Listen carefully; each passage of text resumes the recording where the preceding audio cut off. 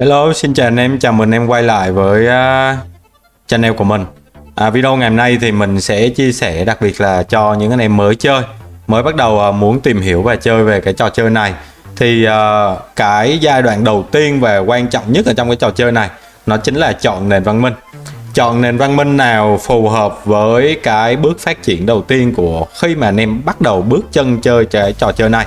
Chọn nền văn minh nào để tối ưu nhất, chọn nền văn minh nào để phát triển nhanh nhất và chọn nền văn minh nào để tối ưu được cái thời gian, tiết kiệm được cái thời gian hơn những người chơi khác. Thì trong video ngày hôm nay mình sẽ chia sẻ cho những anh em mới chơi có thể tìm hiểu và hiểu rõ hơn về cái cách thức cũng như là cái nền văn minh nó sẽ giúp ích cho anh em như thế nào trong quá trình giai đoạn đầu game anh em chơi cái trò chơi game Rise of Kingdom này nhé. Rồi trước mắt thì khi vào game thì anh em sẽ buộc phải chọn một cái nền văn minh mà anh em chơi. Ở trong này có 12 nền văn minh. Thì chắc chắn là ai mà mới chơi cái trò chơi này mà vào mà nhìn tới 12 nền văn minh thì thực sự là rất là khó để chọn. Và một trong những cái cách chọn thông thường nhất là anh em sẽ chọn những cái nền văn minh theo cái sở thích của anh em. Có nghĩa là một số người chơi thì lại thích Nhật, y như mình vậy, lúc trước mình cũng thích Nhật, mình chọn Nhật luôn. Hoặc là một số anh em thì lại thích La Mã. Một số người chơi khác thì lại xem thử là cái nền văn minh nào có những con chỉ huy nào ngầu, đẹp, hoặc là như thế nào đó, cấu trúc mà những cái mà nó thuộc vào cái sở thích của anh em ấy thì anh em sẽ chọn. Nhưng mà để mà tối ưu nhất trong cái cách chọn nền văn minh thì mình sẽ chia sẻ cho anh em ngay bây giờ. Trước mắt thì mình muốn phân loại cho anh em là ở trong cái trò chơi này nó sẽ có 12 quốc gia với 12 nền văn minh khác nhau. Tuy nhiên là nó chỉ có 3 cái loại đơn vị đặc nhiệm chính ở trong 12 quốc gia này. Nó sẽ gồm là bộ binh, kỵ binh và cung thủ. Thì ở đây ở trong 12 quốc gia như thế này nó sẽ có 4 nền văn minh chuyên về lính bộ binh, 4 nền văn minh chuyên về lính kỵ binh và 4 nền văn minh chuyên về cung thủ. Thì mình sẽ review sơ lược cho anh em trước. Nó chính là La Mã thì là chuyên về bộ binh. Anh em có tiếp theo nó chính là Pháp, cũng chuyên về bộ binh, lính bộ binh này anh em nhìn trên cái ô nhỏ này anh em sẽ thấy nhé. Và tiếp theo nó chính là Viking thì cũng chuyên về bộ binh. Chắc chắn là anh em mới chơi nếu mà bấm vào cái nền văn minh Viking anh em sẽ thấy được khá là ấn tượng ở con lính bộ Viking như thế này. Nhìn rất là gọi là cool ngầu ấy anh em. Đấy, kiểu vậy. Rồi tiếp theo nó chính là nền minh cuối cùng, Nhật Bản Samurai. Lúc đầu mới vào chơi mình nhìn con lính Nhật mà cầm cây kiếm với lại cầm cái bao kiếm này là nhìn mát cool ngầu. Nhưng mà nói thật là anh em đừng có chọn nền văn minh Nhật nhé. Sau này chơi anh em sẽ biết được.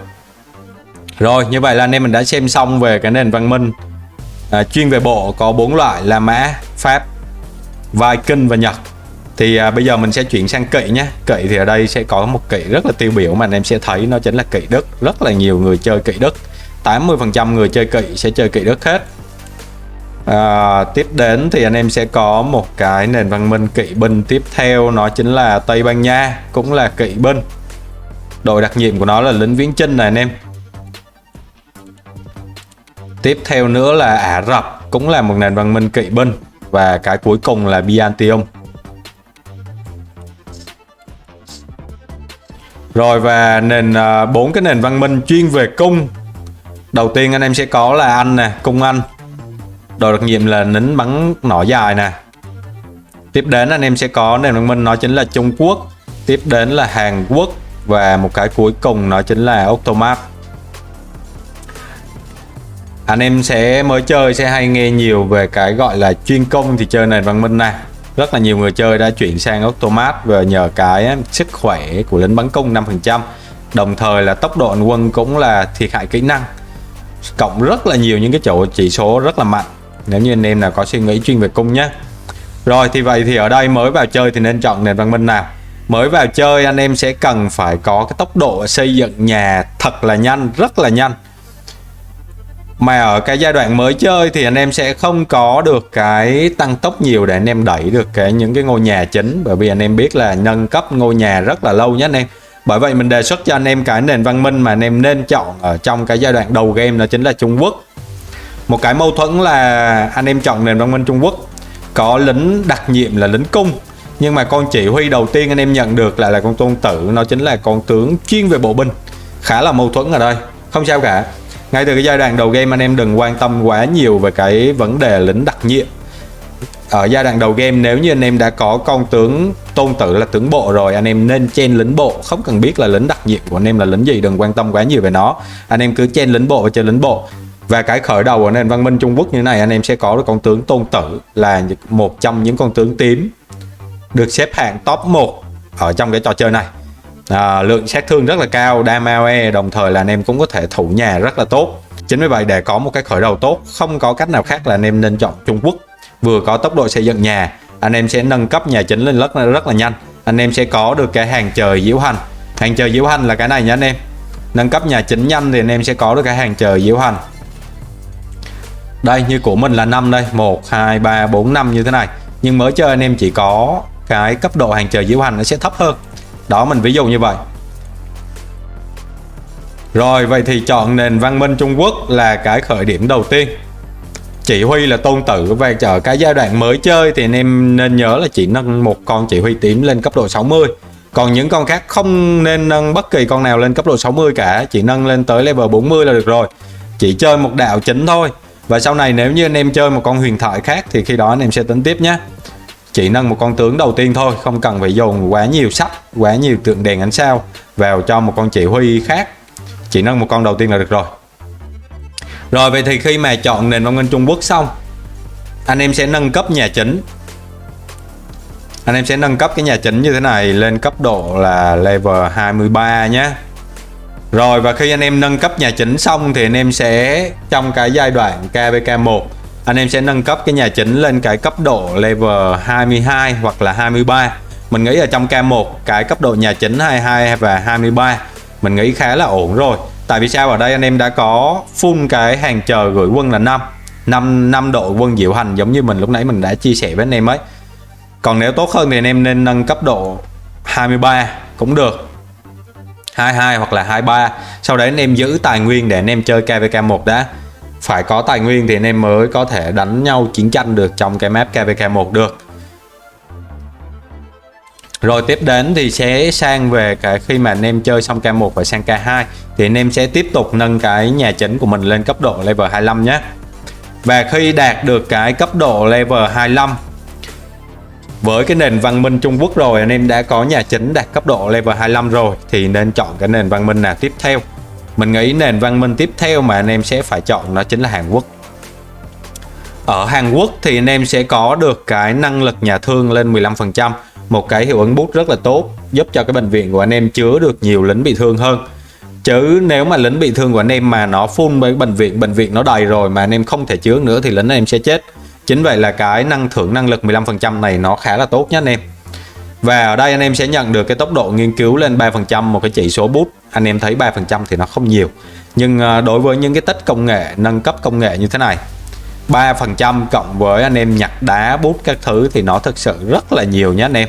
Đây ở đây, đối với những cái tích công nghệ về sau anh em nâng nó sẽ rất là tốn thời gian. Thì ở những cái công nghệ về sau như thế này anh em sẽ cần phải có nền văn minh Hàn Quốc được 3%. Đấy, những cái cách như thế này nó sẽ tốn rất là nhiều thời gian nhé. Anh em sẽ cần Hàn Quốc 3%, anh em sẽ đi nhặt những viên đá bút. Những viên đá bút đó nó sẽ cho anh em cái hiệu ứng là thêm được 15%. Anh em sẽ xin tiêu đề vương quốc cho cái bút nghiên cứu thì anh em sẽ có được giảm đáng kể cái thời gian nữa. Rồi trong quá trình mà vương quốc của anh em bật cái bút nghiên cứu lên thì anh em sẽ giảm được rất là nhiều thời gian. Nói chung là cái giai đoạn đầu game thì nên cân đo đong đếm một chút. Nó không thể thoải mái như là những người chơi cũ được. 3% đối với những người chơi cũ nó không là gì cả. Nhưng mà đối với những người chơi mới chơi cái giai đoạn đầu game anh em sẽ không có nhiều tăng tốc nghiên cứu đâu. Chính vậy 3% nó sẽ rất là đáng giá. Rồi, chơi cái nền văn minh Hàn Quốc đến KVK2, đến KVK thứ 3. Khi nào chuyển sang cái KVK chinh phạt thì mình nghĩ là lúc đấy là cái công nghệ của anh em nó cũng khá là tốt. Đối với những anh em chăm chỉ chơi, tìm hiểu về game để chơi thì mình nghĩ khi đấy là anh em cũng cận T5 rồi. Cận T5 có nghĩa là như thế nào? Ở trong cái trò chơi này nó sẽ có hai cái loại lính thông dụng. Nó chính là lính T4, nó là loại lính này, và lính T5 nó chính là cái loại lính sau cùng như thế này. Thì để nâng cấp được lính T5 nó sẽ mất khoảng thời gian rất là lâu và rất là dài, mà nó đòi hỏi rất là nhiều yếu tố liên quan. Vậy thì nó có cái lính cơ bản, nó là lính T4. Vậy thì cận lính 5 có nghĩa là như thế nào? Khi mà anh em chơi Hàn Quốc và anh em nâng cấp những cái tách này lên, những cái tách công nghệ của lính như này lên cấp độ 9/10. Ở đây là mình là 10/10 nhá, anh em nâng là 9/10. Những cái tách ở dưới này cũng vậy, tất cả nó đều lên 9/10 thì khi đấy là cận T5. Đến cái thời điểm đó thì anh em có thể chuyển sang một cái nền văn minh khác, thì mình nghĩ là lúc đấy là anh em đang chơi cái map KVK nó cũng có thể là sang tới map KVK 4 rồi, thì anh em mới có thể là cận T5 được. Thì đến với KVK chinh phạt thì lúc đấy anh em sẽ chọn một cái nền văn minh nó phụ thuộc vào cái loại tướng mà anh em đang chơi. Có thể là chuyên bộ, chuyên kỵ, chuyên cung, phụ thuộc vào những con tướng mà anh em đã khởi đầu ở những cái KVK 1, 2 và 3. Ví dụ như Alex là bộ thì anh em chơi nền văn minh bộ. Ví dụ anh em Magi thì anh em có thể chơi nền văn minh chuyên về cung. Anh em có Saladin thì anh em có thể chơi nền văn minh chuyên về kỵ. Thì đến khi đó nó sẽ phát sinh cho anh em về cái vấn đề là lúc đấy anh em chơi về chuyên về cái loại lính nào thì nó sẽ là tối ưu. Còn ở map K1, K2, K3 mình nghĩ là anh em nên tập trung vào những cái tách công nghệ, nghiên cứu các thứ, bởi vì cái giai đoạn đầu game thực sự nó rất là khó nha anh em, để có thể mát được những cái công nghệ tối thiểu nhất ở trong cái trò chơi này. Rồi mình sẽ đề xuất thêm cho anh em, ví dụ như sau này anh em chơi bộ binh chuyên bộ thì anh em có thể chọn La Mã.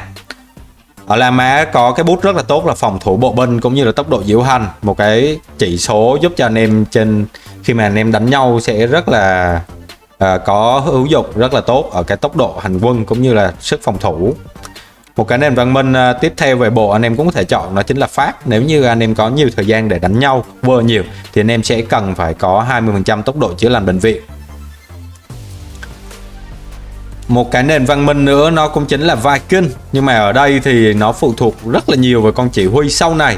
Anh em chơi KVK chinh phạt, chính vì vậy là về sau thì anh em sẽ tìm hiểu sau, cho nên mình sẽ không chia sẻ những cái quá chi tiết về những cái KVK sau này cho những anh em mới chơi nhé. Rồi như vậy anh em chỉ có Pháp và La Mã là hai cái nền văn minh mình sẽ đề xuất với anh em ở trong cái trò chơi này, nếu trong cái giai đoạn mà anh em mới chơi game đang tìm hiểu về cái trò chơi này. Tiếp đến là kỵ binh thì anh em có thể chọn kỵ đất để anh em lấy được cái tốc độ huấn luyện 5% và phục hồi điểm hành động 10%. Cái phục hồi điểm hành động này rất là tốt, đặc biệt là những anh em mà có thời gian thì cái hồi phục điểm động này sẽ giúp cho anh em đánh được nhiều man rợ hơn, nhiều pháo đài hơn, đồng nghĩa với việc là anh em sẽ có nhiều tăng tốc, nhiều tài nguyên hơn, nhiều sách pháo đài hơn nếu như anh em có thời gian, có app để chạy pháo đài. Và một cái nền văn minh cung thì mình nghĩ là anh em nên chuyển sang automat luôn nhé, chuyển sang cái nền văn minh này luôn. Như mình đã nói ở khúc đoạn đầu video thì nền văn minh automat như thế này nó sẽ cung cấp cho anh em sức khỏe của lính bắn cung 5%, tốc độ hành quân như La Mã 5%, di chuyển nhanh trong khi đánh trên đánh nhau, di chuyển nhanh trong khi anh em đánh nhau trên chiến trường sẽ là một cái lợi thế rất là lớn cho anh em. Thiệt hại kỹ năng sẽ gây được rất là nhiều sát thương lên cho kẻ thù, tăng sức khỏe của lính bắn cung, đồng nghĩa với việc là lính cung của anh em sẽ trụ đường rất là lâu trên chiến trường.